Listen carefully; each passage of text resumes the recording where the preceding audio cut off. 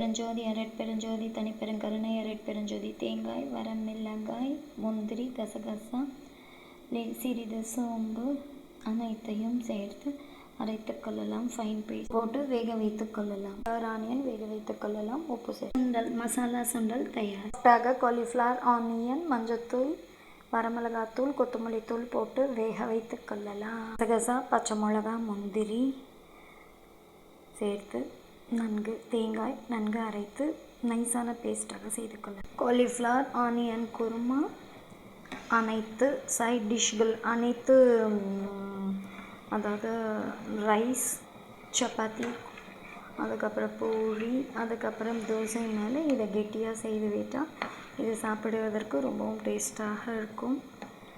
Enjoy eating. Flour white குருமா தயார். வாழுங்கள்.